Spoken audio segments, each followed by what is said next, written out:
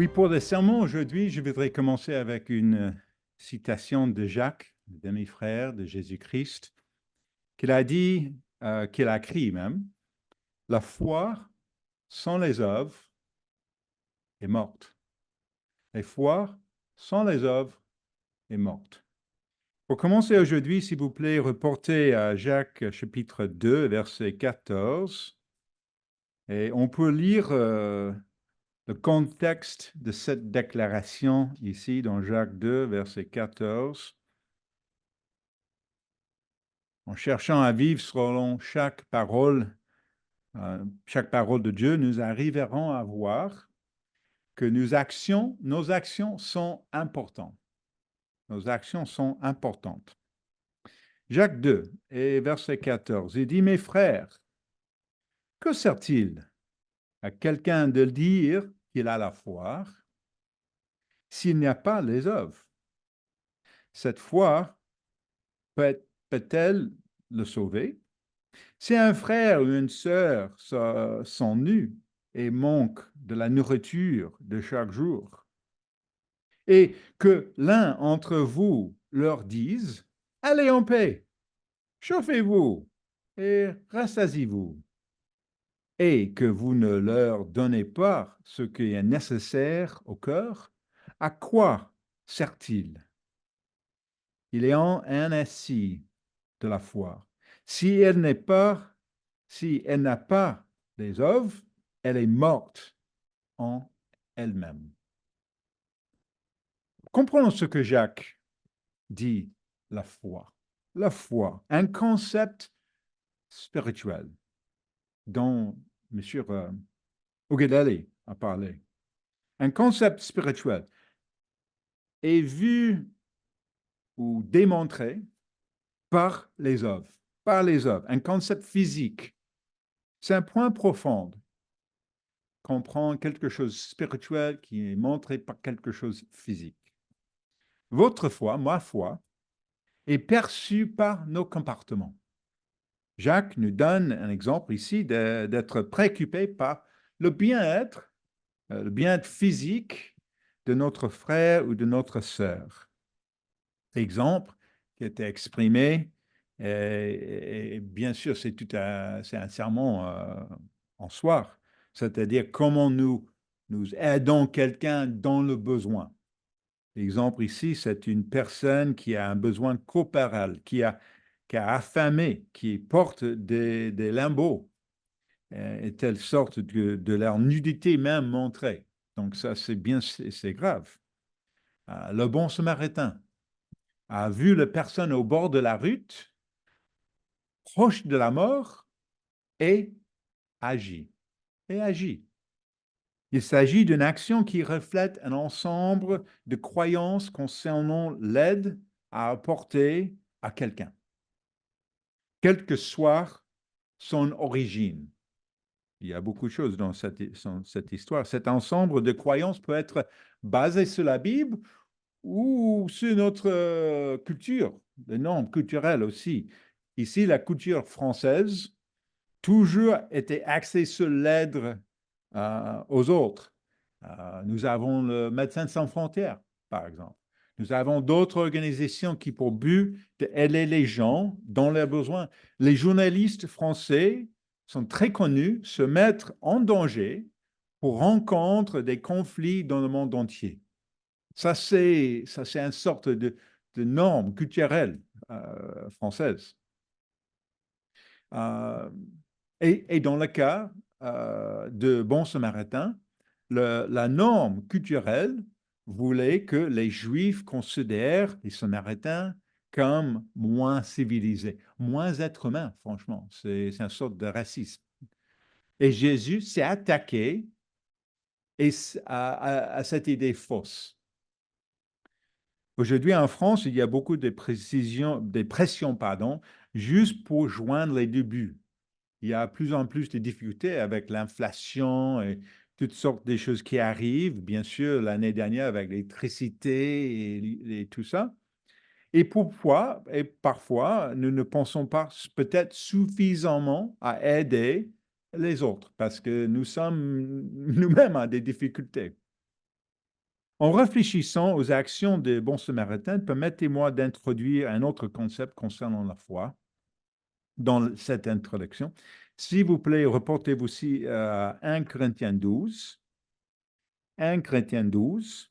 Bien sûr, notre sujet aujourd'hui, c'est la foi. Nous avons parlé du fait qu'il y a un lien entre les choses spirituelles et les choses physiques.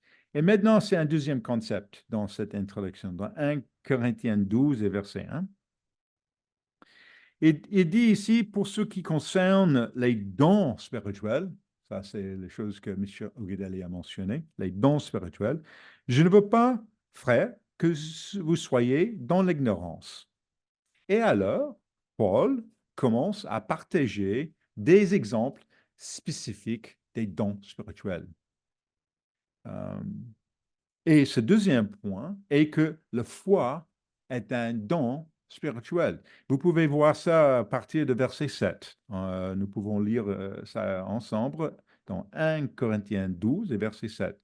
Or, à chacun, la manifestation de l'Esprit est donnée par l'utilité commune. En effet, à l'un est donnée par l'Esprit une parole de sagesse, et à un autre une parole de connaissance, selon le même esprit. Et verset 9. À un autre, la foi. Voilà, la foi, par le même esprit. La foi est un don de l'esprit. La foi, c'est un don de l'esprit de Dieu. Et un peu plus tard, dans cette même lettre, à la fin de ce chapitre, il dit dans verset 31, aspirez aux dons les meilleurs. Aspirez aux dons les meilleurs. Et même Paul a répété ça dans le premier verset de chapitre 14. Il dit 1 Corinthiens 14, verset 1, il dit, recherchez l'amour, aspirez aussi aux dons spirituels. Alors, nous devons poursuivre la foi, comme les autres dons. Nous devrions demander à Dieu de nous donner la foi comme comme un don spirituel. Ça, c'est nécessaire d'aspirer aux dons les meilleurs, comme il dit. Il y a le concept, peut-être je dois préciser un petit peu, il y a un concept de la foi qui est le corps de doctrine auquel nous croyons. D'accord? Nous avons une brochure qui s'appelle les croyances fondamentales. Ça, c'est la foi dans un sens. Comprenons le plan de Dieu pour les êtres humains et le sacrifice de son Fils, etc. Mais le mot grec ici, si on peut retourner au verset 9 ici pour la foi, ici 1 Corinthiens 12, verset 9, le mot ici en grec est le mot pistis, P-I-S-T-I-S, signifie avoir confiance, avoir confiance et se fier entièrement à quelqu'un. C'est le fait de croire que Dieu récompense ceux qui le cherchent avec diligence. Ça, c'est une sorte de confiance. Croire Dieu lorsqu'il dit que si je garde ses commandements moi-même, je serai avec lui dans son royaume. Bien sûr, il y a beaucoup plus que ça. Il faut avoir l'amour, il faut avoir les fruits de l'esprit. Bien sûr, il y a plus que juste la loi, mais quand même, ça, c'est un point de départ. Ce mot, ça veut dire que j'ai confiance que lorsque je me suis repenti, parce que ça, c'est aussi un sujet de sermonnette, que je me suis repenti des erreurs et que j'ai commises que j'ai commises dans ma vie, Dieu a effacé ces erreurs par la mort et la résurrection de son Fils. Ça, c'est une sorte de confiance. Sorte de confiance. Ça, c'est la foi aussi. Et ces affirmations ne viennent pas de nous. Ça, c'est le point ici. Il ne vient pas de nous et de notre capacité à développer notre propre foi avec l'effort et diligence, etc. Non, elles sont en nous par le don de Saint-Esprit. Notre capacité d'affirmer ces choses se développe et mûrit en nous lorsque nous nous tournons vers Jésus-Christ pour qu'il dirige nos pensées, nos paroles et nos comportements. Alors, aujourd'hui, je voudrais explorer le don spirituel de la foi. Qu'est-ce que ça veut dire? Et bien sûr, avec l'idée que nos œuvres, en tant que manifestation physique de ce don, donc les deux choses. Et je voudrais poser cette question pour commencer. Quelles sont vos œuvres de foi? Quelles sont vos œuvres de foi? Ça, c'est le titre de ce message aujourd'hui. Si vous poursuivez la foi comme un don spirituel, alors vous montrez les œuvres, les comportements qui découlent de cette foi. Et avec un peu de chance, j'espère, à travers cette discussion, vous serez davantage conscient de vos propres comportements. Et nous, en tant que corps de Christ, pourrions avancer en mettant un accent spirituel sur la foi. Quelles sont vos œuvres de foi? Et sont-elles une partie importante de votre vie ou sont-elles dans un coin quelque part qui sort de temps en temps? Est-ce que c'est quelque chose qui est évident pour tout le monde? Nous allons examiner des exemples dans ce sermon de foi dans la Bible pour étouffer la question.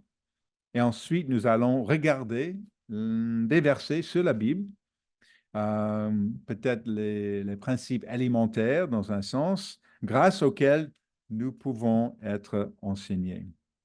Et lorsque nous rapportons aujourd'hui, si nous ne pouvons pas écrire, parce que ça c'est peut-être c'est quelque chose, quelques du bois, si nous ne pouvons pas écrire sur nos notes, identifier au moins 3 de nos œuvres de foi, alors nous avons des devoirs à faire pour l'avenir. Et surtout avant le Pâques, parce que le Pâques vient bientôt. Quelles sont vos œuvres de foi? Commençons donc par Hébreux 11. Donc, reportez-vous, s'il vous plaît, à Hébreux 11. Ça, c'est la définition de la foi qui était donnée par l'auteur de Hébreux. Hébreux 11, c'est une définition peut-être un petit peu difficile à comprendre. J'espère qu'on peut éclairer cette définition un petit peu aujourd'hui.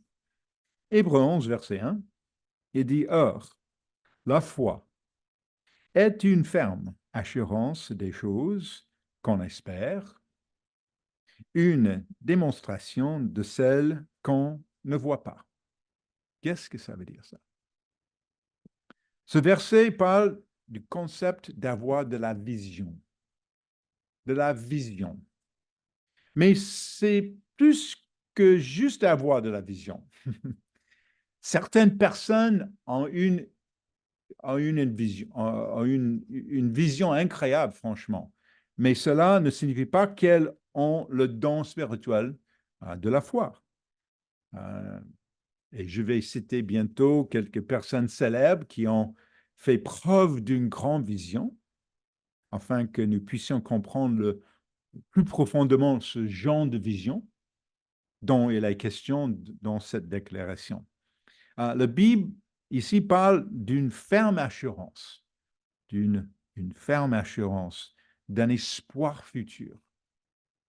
Et je comprends cela comme étant le fait de tenir un rêve dans sa main, et même si c'est juste un rêve, on peut quand même le sentir, comme c'est une réalité.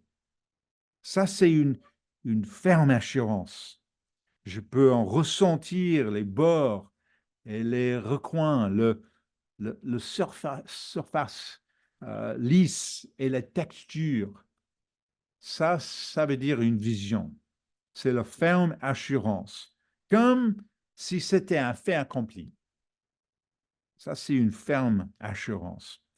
Quand le célèbre américain Martin Luther King Jr., c'est très connu, même en France, Dr. King, quand il dit « j'ai un rêve » devant 250 000 personnes à Washington, D.C. il y a 60 ans, on peut entendre, on pouvait sentir que ce n'est pas juste un rêve pour lui, mais c'est réel. C'est réel pour lui. Il croyait que Dieu fera de son rêve une réalité qu'il pouvait décrire dans ses plus beaux et moindres de détails. Ce monsieur a eu une vision. C'est une vision, c'est un exemple de quelqu'un qui a eu le vécu d'une ferme assurance de quelque chose qu'il espérait. Et quand Dr. King se lèvera lors de la résurrection, il parviendra à une pleine compréhension du plan de Dieu. Je crois que nous apprendrons peut-être des choses de lui. Un autre exemple, l'ancien président des États-Unis, Ronald Reagan, le président il y a 40 ans, il utilisait une image biblique pour dire que l'Amérique devait être comme une ville brillante sur une colline. Ça, c'est une image biblique. Il partage une vision, un rêve de principe qui devrait défendre les États-Unis. C'était quelque chose de très réel pour lui, quelque chose qu'il pouvait imaginer et voir. Ça, c'est une vision pour la nation. Nous n'avons peut-être pas les pouvoirs persuasifs de Dr. King, ni de l'ancien président aux États-Unis, mais nous devons nous demander si nous avons ce genre de vision, concernant le royaume de Dieu. Vivons-nous notre vie avec le même genre de but et de conviction pour le royaume de Dieu? On peut même toucher cette idée. On peut senser la texture et la surface. Je cite Hébreux 11 ici à nouveau, une démonstration de celle qu'on ne voit pas. L'un des plus grands écrivains français du XXe siècle, Antoine de Saint-Exupéry, écrivait dans son roman Le Petit Prince, il dit « On ne voit bien qu'avec le cœur. L'essentiel est invisible pour les yeux. » C'est une citation très célèbre. L'essentiel est invisible pour les yeux. Saint-Exupéry était un aviateur pendant la Première Guerre mondiale.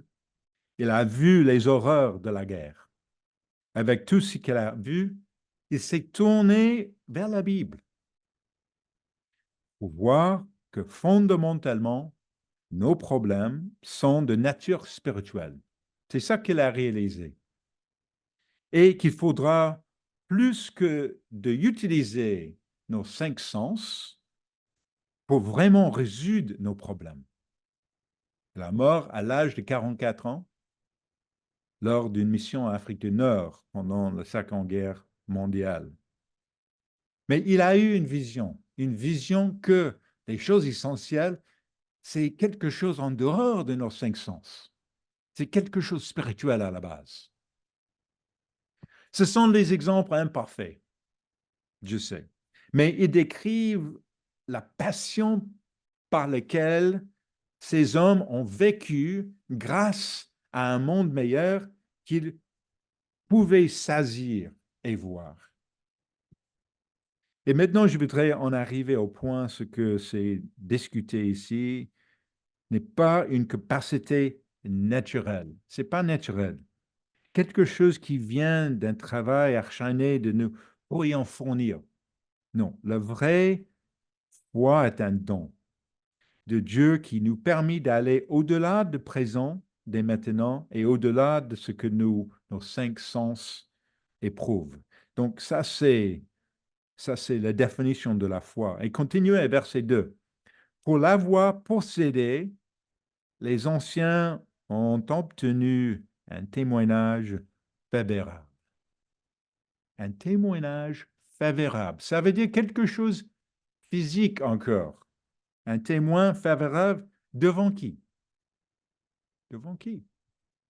Devant leurs voisins?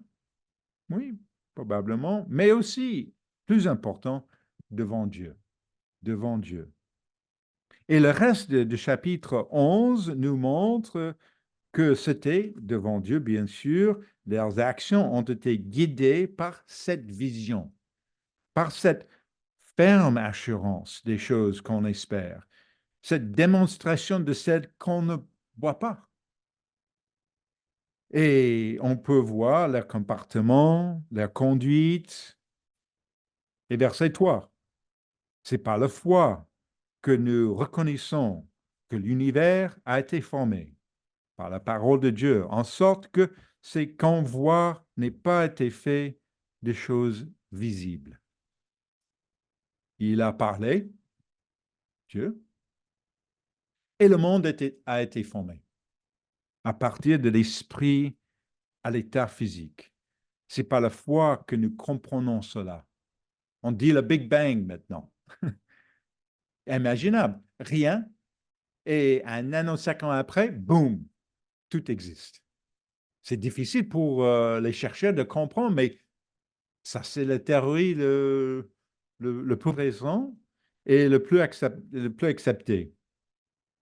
Et maintenant, en commençant par le verset 4, nous allons voir les comportements physiques comme étant les manifestations de croyances spirituelles. Vous pouvez dire ça, mais moi, je voudrais juste faire un petit résumé. Abel a suivi les directives de Dieu dans la façon dont il a fait un sacrifice à Dieu. Enoch accepta la volonté de Dieu pour sa vie. Noé a préparé une arche. Abraham a quitté sa terre natale. Il y a tous les exemples. Vous pouvez lire la liste. Chacune de ces personnes a démontré sa foi par leurs œuvres. Et je ne pense pas que ce soit eux qui travaillent avec frénésie, quoi, pour faire augmenter leur foi afin de faire ces choses. Non, leur foi était un don spirituel qu'elles ont poursuivi. C'était une marche avec Dieu. C'était une intention de détourner leur esprit du physique vers le spirituel et de voir au-delà du monde autour d'eux. Si Dieu voulait ajouter un verset dans Hébreux 11 à votre sujet, à mon sujet, que dirait-il? Que dirait-il? Par la foi, Tim Pebworth a fait X, Y, Z. Je peux remplir le vide. Par la foi, mettez votre nom ici, à la fin. Peut-être à la fin du chapitre. Par la foi, mettez ton nom. Fais quelque chose. Quelque chose qui était difficile. Quelque chose qui va au-delà de notre vision physique de notre vie. Regardons à la fin du chapitre, au commencement du chapitre 12. On peut voir un petit résumé de tous les chapitres. Hébreux 12, verset 1. Verset 1, nous donc aussi, puisque nous sommes environnés d'une si grande nuée de témoins. Donc c'est nous aussi. Ça, c'est le point de cette discussion. C'est pour nous. Rejetons tout fardeau et le péché qui nous enveloppe si facilement et courons avec persévérance dans la carrière qui nous est ouverte. Courons avec persévérance. Ça veut dire qu'il sera difficile. Ce n'est pas nécessaire d'avoir la persévérance si c'est facile. C'est pas difficile, c'est pas nécessaire d'avoir la persévérance si ça fait comme ça. Non, c'est quelque chose de long terme. Et verset 2, ayons le regard sur Jésus, qui suscite la foi et l'amène, à la perfection. La foi commence et finit avec Jésus-Christ, alors que nous suivons son exemple. Et lui-même a montré l'exemple de la foi. Il continue au verset 2. En échange de la joie, en échange de la joie qui lui était réservée, donc elle était avec Dieu dans le troisième ciel, bien sûr, il a souffert la croix, méprise l'ignomie et s'est assis à la droite du trône de Dieu. Bien sûr, comme un être humain, Jésus a eu une vision au-delà de la douleur de la crucifixion et la torture de la main des Romains. Et il nous a donné un exemple de foi. Avoir des œuvres de foi aussi, je peux mentionner, parce qu'on parle de Jésus, on parle de Abel, on parle de Noé, hein, et nous croyons peut-être, moi, je ne suis pas comme ça, je suis juste moi, je ne suis pas quelqu'un comme ça. Mais remarquez au verset 32, je crois que ça, c'est, pour moi, ça me donne un petit peu d'espoir. Remarquez Hébreux 11, verset 33, 32, pardon. Hébreux 11, verset 32. Et que dire-je encore? Car le temps ne manquait pour parler de Gédéon, de Barak, de Samson, de Jephthé, de David, de Samuel et des prophètes. OK, David, Samuel, mais il y a un nom sur cette liste qui est intéressant pour moi. C'est quoi? C'est Samson. Samson. Si vous avez le temps de regarder la vie de Samson, vous pouvez voir que c'est un homme avec des difficultés, un homme troublé même dans sa vie. L'histoire de Samson, il fait des choses de temps en temps stupides, il fait des choses péchereuses, mais il est mort en obéissant à Dieu à la fin. Et il est inclus dans cette liste avec Abraham. Ça veut dire qu'il y a l'espoir pour nous aussi. Il y a espoir pour nous. Alors, ça, c'est une définition de la foi et des exemples, des œuvres aussi de quelques personnes dans ce chapitre. Mais pour nous, qu'est-ce qu'on peut dire? Parlons maintenant de certaines choses difficiles, très souvent pour nous.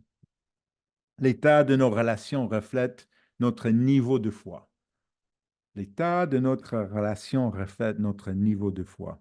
Reportez-vous, s'il vous plaît, à l'Psaume 34 et verset 15. Le Psaume 34 et verset 15. Il dit, éloigne de mal. OK, OK. Éloigne de mal et fais le bien, recherche et poursuis le paix. C'est tout petit verset. Un tout petit verset dans le psaume. Il y a beaucoup de choses dans ce verset. Éloigne-toi de mal, fais le bien, recherche et poursuis le paix. Si nous avons été victimes d'une injustice, si nous avons été blessés, il peut être difficile de rechercher le paix. Plus souvent, nous voulons avoir raison davantage que nous voulons arriver à la paix. Parce que rechercher la paix implique souvent de ne pas forcer l'autre personne de voir qu'ils ont tort et que nous avons raison. Cela ne veut pas dire que nous sommes un tapis, bien sûr, non. Mais cela signifie que parfois nous allons nous excuser sincèrement, même si nous ne voyons pas totalement que nous avons eu tort. Et ça, c'est difficile. Ça veut dire que, OK, je peux apercevoir, peut-être je suis impliqué, mais quand même, je vais aller en dehors de ça, parce que peut-être dans l'avenir, je vais voir. que j'étais tort. Et je vais donner le bénéfice du doute de d'autres personnes que j'avais fait ça. Quand Paul dit que les maris doivent aimer leurs femmes, cela signifie que nous devons rechercher la paix et que nous devons réaliser qu'il est simplement fort possible que nous soyons aveugles à la réalité et l'impact sur l'autre de notre propre mauvais comportement dans un mariage. Cela signifie plutôt que signifie plutôt que de nous défendre et de pointer les fautes de notre épouse, nous allons avec foi, accepter que qu'elle voit notre mauvais comportement sans doute mieux que nous. Et que nous allons lui demander pardon et demander à Dieu de nous aider à le voir nous-mêmes plus clairement. Ça, c'est difficile. Ça, c'est vraiment difficile. Quand Paul dit que les femmes doivent respecter leur mari, parce que souvent, ça, c'est les difficultés. C'est l'amour, c'est un manque d'amour pour l'épouse et un manque de respect pour les hommes. Ça, c'est les deux choses. Les hommes avoir un sens d'un manque de respect et les femmes avoir un sens de manque d'amour. Alors, cela signifie la même chose, un manque de respect. Cela signifie que parfois, les femmes devons le laisser prendre une mauvaise décision de la part de notre mari et nous le respectons pour avoir fait de son mieux. Et peut-être qu'il verra que nous avions raison tout le temps, ou peut-être que nous nous rendons compte que ni l'un ni l'autre n'avait raison de toute façon. Donc peut-être dans l'avenir.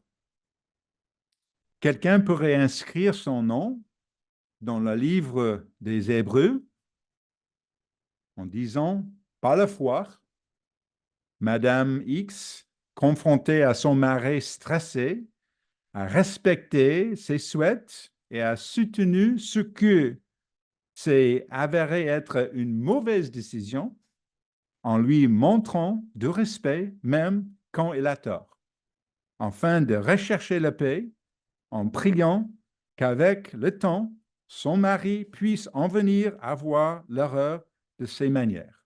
Ça, c'est quelque chose qui peut être écrit dans le livre de Hébreux 11 par la part d'une femme aujourd'hui dans son mariage. Chercher la paix signifie intentionnellement regarder les questions spirituelles et aller au-delà de nos propres émotions, de peur et d'inquiétude et prendre des actions basées sur la foi et l'amour de l'autre. Bien sûr, j'ai juste donné un exemple d'une femme, mais je peux donner aussi un exemple d'un monsieur qui a besoin d'écrire quelque chose, ou quelque chose peut être écrit sur lui dans ce livre de Hébreux 11, qu'il était sage avec son épouse, laisse les choses tomber pour avoir la paix et de montrer l'amour pour son épouse. Regardez Romains chapitre 13 et versets 1 à 2. Romains chapitre 13. Versets 1 et 2. Ça, c'est aussi un autre exemple qui est difficile. Je me souviens, bien sûr, pendant le COVID, ça, c'était très difficile parce qu'on peut voir des mauvaises décisions qui sont faites par notre gouvernement et notre société est plus en plus polarisée. Romains 13, versets 1 et 2. Que toute personne soit soumise aux autorités supérieures, car il n'y a point d'autorité qui ne vient de Dieu, et les autorités qui existent ont été instituées de Dieu. Et verset 2, c'est pourquoi celui qui s'oppose à l'autorité résiste à l'ordre que Dieu a établi, et ceux qui résistent attirant une condamnation sur eux-mêmes. Ouh, ça c'est des versets difficiles à comprendre. Parce que quand il y a une mauvaise décision de la part du gouvernement, qu'est-ce qu'on doit faire? Nous pouvons être contrariés par les décisions prises par nos dirigeants nationaux. Nous pouvons nous asseoir pour regarder les nouvelles et devenir découragés par les décisions. Mais Dieu dit que je suis responsable d'être soumise aux autorités. Je dois trouver un moyen d'être en soumission, bien sûr, ne pas aller contre la loi de Dieu, mais trouver un moyen. Ne pas juste dire et n'engage pas. Et aussi, on peut dire voter, ça aborde le point de voter. Voter pour les élus est un choix personnel selon l'enseignement de l'Église de Dieu uni. L'Église de Dieu uni n'enseigne pas que le voter est un péché en soi, mais c'est déconseillé. C'est déconseillé. L'enseignement de l'Église est que nous ne devrions pas être enveloppés dans les affaires politiques et les choses de ce monde. Nous sommes dans, mais pas de ce monde. Nous sommes dans, mais pas de ce monde. Alors, peut-être que la manifestation physique de la foi est d'atteindre les nouvelles et prendre une pause. Peut-être que l'acte de foi est d'essayer de comprendre la perspective des autres dans l'Église qui pourraient être en désaccord avec nous et de démontrer le respect des opinions des autres. Ça, c'est la paix dans l'Église. Peut-être que notre œuvre de foi consiste à démontrer l'amour totalement désintéressé de Dieu envers un ennemi, quelqu'un qui nous veut de mal. Donc, bien sûr, c'est avoir total pour quelqu'un d'autre. Revenons à Jacques 2, verset 18, s'il vous plaît. Jacques 2, maintenant verset 18.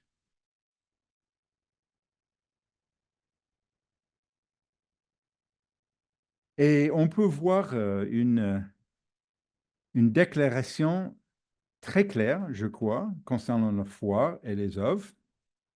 Quelqu'un, Jacques 18, verset 18 maintenant. Mais quelqu'un dira, nous avons déjà lu verset 14 à 17, maintenant verset 18, mais quelqu'un dira, 3, tu as la foi et moi, j'ai les œuvres. Montrez-moi ta foi, montrez-moi ta foi sans les œuvres et moi, je te montrerai la foi par mes œuvres. Il s'agit d'une question rhétorique ici, la première question. Quelqu'un dira, toi, tu as la foi et moi j'ai les œuvres, montre-moi la foi. C'est, on ne peut pas dire qu'on fait preuve de foi sans exprimer par les œuvres qui le prouvent. Tout comme on ne peut pas dire qu'on aime quelqu'un sans avoir démontré cet amour par des actions, des mots, des paroles, des cadeaux. Il y a plusieurs façons à montrer l'amour pour quelqu'un. Jacques précise comment nous devons considérer la foi et les œuvres. Il dit, et moi, je te montrerai la foi par mes œuvres. C'est ainsi que notre foi se développe. C'est à travers nos expériences vécues, les épreuves que se présentent dans notre vie. Et c'est difficile à voir quand les épreuves viennent, parce qu'on croit que pourquoi? Pourquoi? Et demandons à Dieu, pourquoi ça arrive dans ma vie maintenant? Et pour se développer la foi. Lisons le verset suivant, car il nous parle de quelque chose en rapport à la foi. Verset, peut-être, verset 19. Tu crois qu'il y a un seul Dieu. Tu fais bien. Ça, c'est un petit peu sarcastique, je crois. Les démons le croient aussi et ils tremblent. Donc, c'est pas une grande chose dans un sens que croire que Dieu existe. Parce que même les démons ont le même sentiment. Jacques nous dit que la foi ne se limite pas à croire en Dieu. Nous devons agir en conséquence. Ça, c'est le point ici.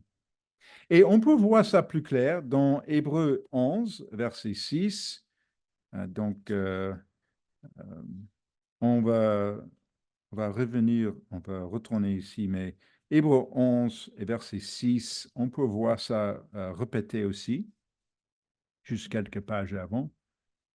Hébreux 11, verset 6, il dit, or, sans la foi, il est impossible de lui être agréable, car il faut que celui qui approche de Dieu croit que Dieu existe, ça c'est la première étape, et qu'il est le rémunérateur de ceux qui le cherchent.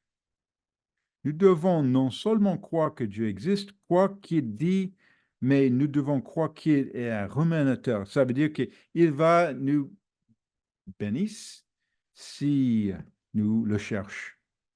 Si nous ne croyons profondément que c'est que de Dieu, nous vient de notre rumination. Nous avons tendance à prendre les choses entre nos mains et réagir de façon humaine et charnelle plutôt que spirituelle. Donc ça arrive. Il faut avoir les deux choses. C'est le test pour les vrais chrétiens. C'est ce qu'on appelle entendre Dieu. Entendre Dieu. Nous prions, nous cherchons sa volonté, nous demandons conseil, nous changeons notre façon de penser et agir pour être en conformité avec la façon dont Jésus-Christ agirait. Puis, nous attendons que Dieu nous entende, parce que peut-être ça va prendre du temps. Ça va prendre du temps. Et si nous ne faisons pas cela et que nous essayons simplement de faire des choses par nous-mêmes, sans faire confiance à Dieu, sans faire ces changements en passant à l'action, Dieu nous dit que nous ne pouvons pas lui plaire. Et on peut voir ça dans Matthieu 7, verset 21. Matthieu 7, verset 21, peut-être vous savez bien déjà le verset. Matthieu 7, verset 21. Matthieu 7, verset 21. Ça, c'est un exemple où quelqu'un a fait des grandes choses au nom de Dieu, mais pas avec la foi. Ceux qui me disent, Seigneur, Seigneur, n'entrons pas tous dans le royaume des cieux, mais seulement celui qui fait la volonté de mon Père qui est dans les cieux. Plusieurs me diront en ce jour, Seigneur, Seigneur, n'avons-nous pas prophétisé par ton nom? N'avons-nous pas chassé des démons par ton nom? Et n'avons-nous pas fait beaucoup de miracles par ton nom? Alors je leur dirai ouvertement, je ne vous ai jamais connu. Ça veut dire qu'on peut faire des actes incroyables au nom de Dieu, avec l'idée que c'est pour Dieu. On peut faire des sacrifices, mais si c'est pas si par notre propre effort, c'est pas par la foi, ça veut dire que peut-être Jésus va dire ça à nous. Revenons, s'il vous plaît, à Jacques 2. Jacques 2, verset 21 maintenant. Jacques 2, verset 21. Il y a aussi une situation où les œuvres sont faites sans qu'il y ait la foi. Ce sont des œuvres mortes. Et cela sera le sujet, bien sûr, d'un autre sermon. Jacques 2, verset 21 maintenant. Abraham, notre père, ne faut-il pas justifier par les œuvres lorsqu'il offrit son fils Isaac sur l'autel? Intéressant.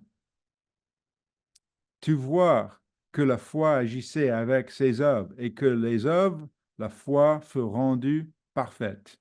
Il y a un cercle vertueux qui commence lorsque nous agissons sur la base de la foi, que l'action perfectionne notre foi lorsque nous commençons à voir, souvent avec le cœur spirituel, comme le disait Saint-Exupéry, les choses qui sont essentielles.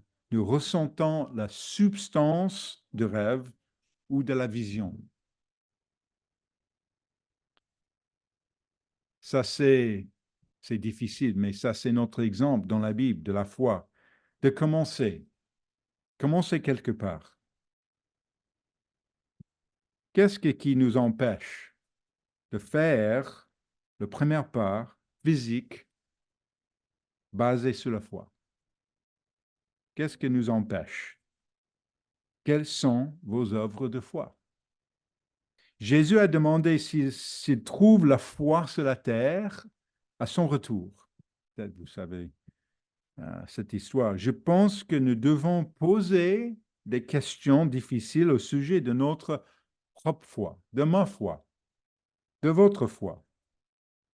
Donne-nous notre temps, notre argent, notre énergie mentale, notre liste de prières, notre étude biblique. Passons-nous du physique au spirituel. Des choses inférieures aux choses supérieures et essentielles. Passons-nous des ténèbres à la lumière, faire des choses différemment qu'avant, par la foi et pas par notre propre